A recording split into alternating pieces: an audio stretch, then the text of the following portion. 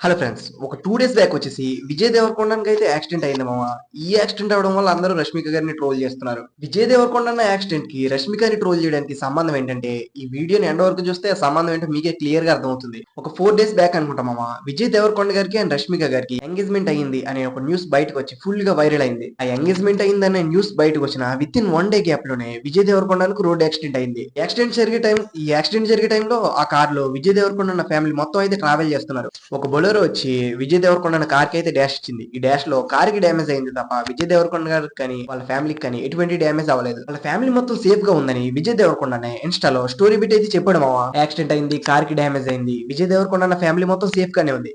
కానీ ఇక్కడ నుండి రష్మిక గారిని ట్రోల్ చేయడం మొదలు పెట్టారు. రష్మిక గారిది ఐరన్ లెగ్ అని చెప్పి. ఎందుకు రష్మిక గారిని ఐరన్ లెగ్ అని ట్రోల్ చేస్తున్నారంటే, ఎంగేజ్మెంట్ అయిన జస్ట్ 1 డే లోనే విజయ్ ఫ్యామిలీ మొత్తానికి యాక్సిడెంట్ అయింది. రష్మిక గారితో ఎంగేజ్మెంట్ అవ్వడం వల్లే ఈ యాక్సిడెంట్ అయిందని బాగా రుద్దుతున్నారు మామ సోషల్ మీడియా మొత్తం. దాంతో పాటు పాత విషయాలన్నీ బయటికి తీసుకొస్తున్నారు. గీతా గోవిందం మూవీ తర్వాత విజయ్ దేవరకొండకు తన కెరీర్ లో ఒక్క హిట్ కూడా పడలేదు. రష్మిక గారు విజయ్ దేవరకొండ కెరీర్ లోకి వచ్చిన తర్వాతే విజయ్ దేవరకొండ కెరీర్ మొత్తం పడిపోయిందని ఇష్టం వచ్చినట్టు మాట్లాడుతున్నారు. ఒక విషయం మనం అందరం క్లియర్ గా తెలుసుకోవాల్సింది ఏంటంటే, యాక్సిడెంట్ అనేది మన ఎవరి చేతుల్లోనే లేదు. ఇప్పుడు ఎవరికి ఎలా అయినా సరే యాక్సిడెంట్ అవ్వచ్చు. దానికి రష్మిక గారిని నిందించడం అస్సలు కరెక్ట్ కాదు. నెక్స్ట్ వచ్చేసి గీతా గోవిందం తర్వాత విజయానికి ఒక్క హిట్ కూడా పడలేదని అయితే అంటున్నారు. గీతా గోవిందం తర్వాత విజయానికి హిట్ పడలేదంటే అది తన స్క్రిప్ట్ సెలక్షన్ తప్పు ఉండడం వల్ల. గీతా గోవిందం తర్వాత విజయన్న ఒక్క కంటెంట్ ఉన్న మూవీ కూడా దింపలేదు. సో దాని వల్లే వరుసగా 7 ఫ్లాప్స్ పడ్డాయి.